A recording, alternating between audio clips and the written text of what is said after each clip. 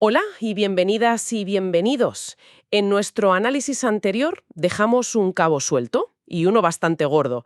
Detectamos lo que en software llamaríamos un bug crítico en el mercado. Sí, un bug de libro. Un sistema de plantaciones de plátanos que, buscando su beneficio, produce 80.000 toneladas, pero el nivel óptimo para la sociedad, si contamos el coste para los pescadores, es de solo 38.000.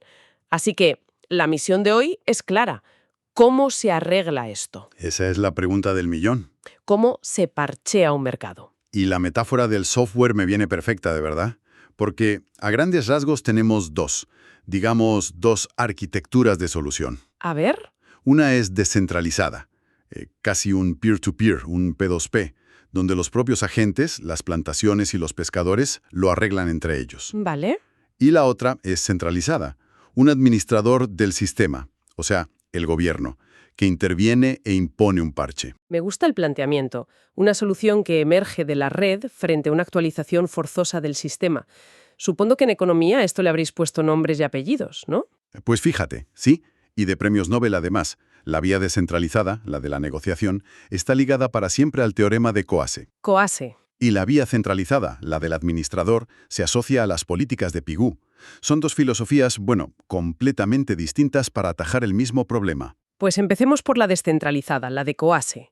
Me genera una curiosidad enorme y, te soy sincera, también bastante escepticismo. Es normal que lo genere. ¿Cómo es posible que dos grupos con intereses tan opuestos se pongan de acuerdo sin un árbitro?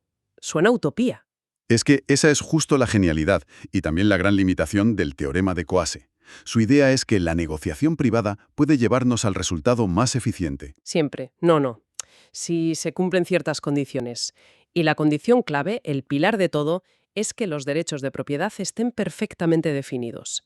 La pregunta del sistema es, ¿quién tiene el permiso de escritura sobre el río? Las plantaciones para verter o los pescadores para tenerlo limpio. Exactamente. Un momento, ¿me estás diciendo que da igual si un juez le da la razón a las plantaciones o a los pescadores? Eso va en contra de toda intuición.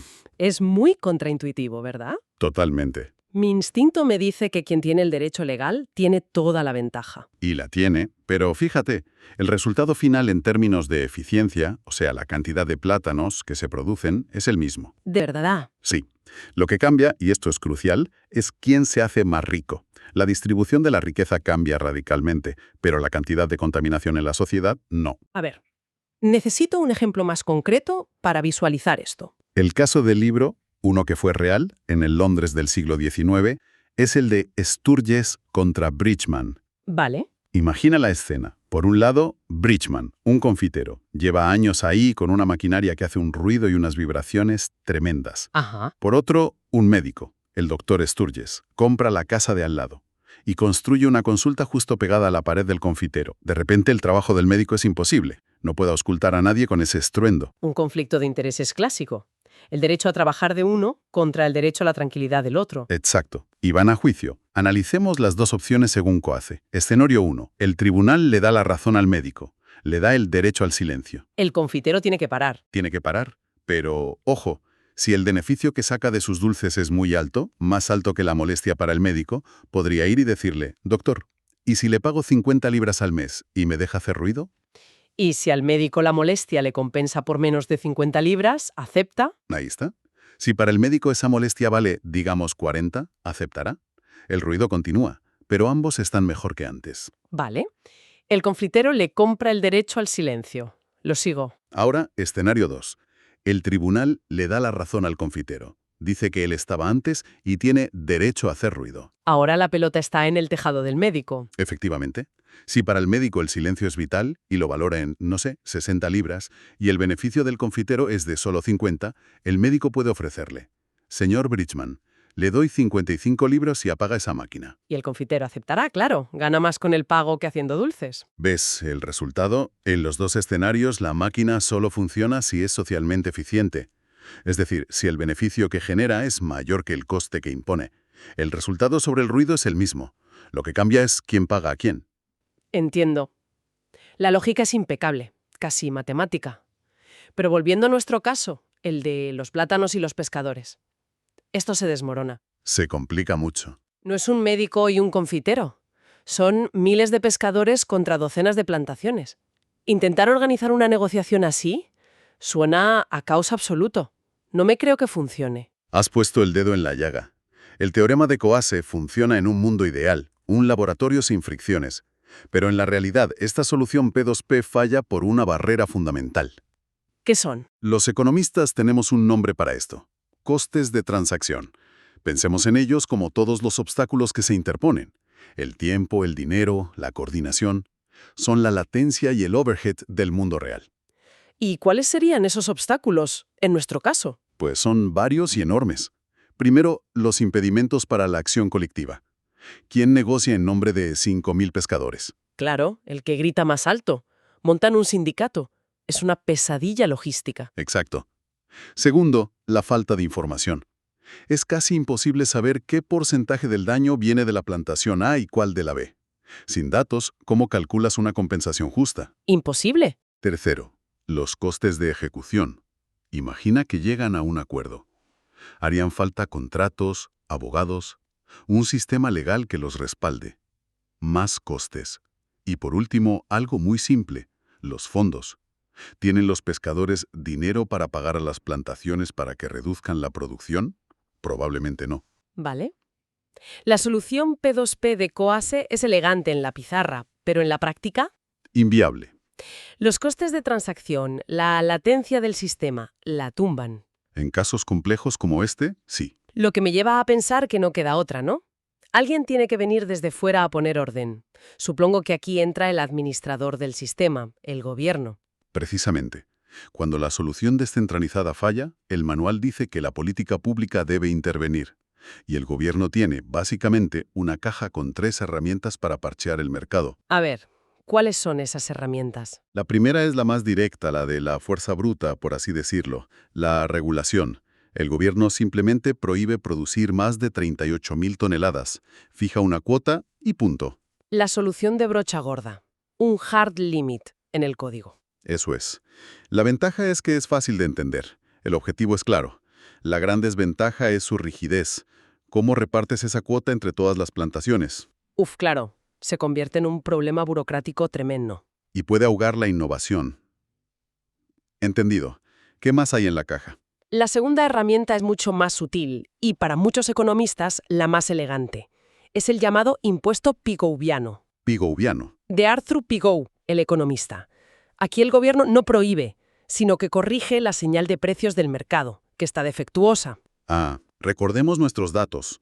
Al nivel óptimo, 38.000 toneladas, el coste marginal social que incluye el daño a los pescadores es de $400. Vale. Pero el coste marginal privado para la plantación, lo que le cuesta a ella, es de solo $295. La diferencia, esos $105, es el coste externo. El coste que el mercado está ignorando por completo. Justo. Entonces, ¿qué hace el impuesto pigouviano? El gobierno establece un impuesto de, exactamente, $105 por cada tonelada producida. Y de repente, el coste para la plantación ya no es 295. Ya no. Ahora es 295 de su bolsillo más 105 de impuestos. Su nuevo coste marginal efectivo es de $400. O sea que el impuesto no es un castigo, es una corrección de datos. Es como si el mercado funcionara con un sensor defectuoso que ignora una variable y el impuesto recalibra ese sensor para que vea la foto completa. No lo podría haber explicado mejor. Esa es exactamente la idea. La genialidad es que no le dices al mercado qué hacer, solo le das la información correcta y él solo se ajusta. Para alguien con mentalidad de ingeniero es matemáticamente perfecto. Es inyectar una variable de penalización en la función de coste del algoritmo del mercado, para forzarlo a converger en el óptimo social. Me gusta esa analogía. O, dicho de otro modo, es como ponerle un parquímetro a la contaminación. ¿Quieres aparcar tus residuos en el río? Perfecto, pero te cuesta exactamente lo que nos cuesta a todos. Con esa nueva señal, las propias plantaciones, buscando su beneficio, reducirán la producción a 38.000 toneladas. El mercado se autocorrige. Me parece una solución brillante. ¿Y cuál sería la tercera herramienta? La tercera es la compensación. A primera vista se parece mucho al impuesto. El gobierno aprueba una ley que obliga a las plantaciones a pagar a los pescadores una indemnización por el daño. En nuestro caso, esos mismos $105 por tonelada. El efecto en la producción es el mismo, imagino. Es mismo. Para la plantación, su coste marginal sube a $400 y reduce la producción a 38.000. Un momento. Si el efecto sobre la producción es idéntico, ¿cuál es la diferencia real entre el impuesto y la compensación? La diferencia es fundamental. ¿A dónde va el dinero? Con el impuesto, los $105 por tonelada los recauda el gobierno. Que los puede usar para lo que sea. Eso es, para construir hospitales o, idealmente, para limpiar el río. Con la compensación, el dinero va directamente al bolsillo de los afectados, los pescadores. La elección entre una y otra es más una decisión política sobre distribución que una decisión económica sobre eficiencia. Espera, para. El caso de la clordecona en Martinica y Guadalupe me rompe el esquema. Hasta ahora hablábamos de ajustar la producción a un número mágico. Pero en ese caso real, el pesticida era legal, se usaba. Y el resultado fue una catástrofe. Una catástrofe medioambiental y de salud pública. Ríos contaminados para siglos, pesca aniquilada, tasas de cáncer disparadas. ¿Qué falló tan catastróficamente para que ni un impuesto gigante fuera suficiente? Falló la premisa fundamental. Estábamos asumiendo que existe un nivel de producción seguro o eficiente, aunque sea bajo. ¿Y con la clordecona no lo había? No. El problema era que su toxicidad y su persistencia eran tan brutalmente altas que el coste marginal social era, en la práctica, infinito. Superaba cualquier posible beneficio económico del mercado de plátanos. ¿Quieres decir que no había un punto de equilibrio? ¿Que desde la primera tonelada producida con ese veneno, el daño a la sociedad ya era mayor que todo el valor del mercado? Precisamente. Producir cualquier cantidad generaba un perjuicio neto. No era cuestión de ajustar la producción a la baja. El nivel óptimo de producción con clordecona era, y siempre fue, cero. Y en un escenario así, un impuesto no sirve para nada. Es como intentar usar un destornillador de precisión para parar un tanque. Entonces, si el parche de Pigou no funciona, ¿qué queda? Queda la solución más drástica. La analogía adecuada aquí es la de un firewall. Un cortafuegos. Exacto. En una situación tan catastrófica no se trata de parchear el código. El bug es tan destructivo que la única solución es eliminar la feature por completo. Hay que prohibir la actividad de raíz, un firewall que bloquea ese comportamiento dañino. Y eso es lo que finalmente, y muy tarde, hizo el gobierno francés en 1993.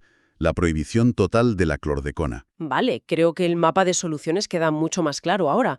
Entonces, para corregir estos bugs del mercado, tenemos como un protocolo de actuación. Eso es. Primero te preguntas si la solución P2P es viable.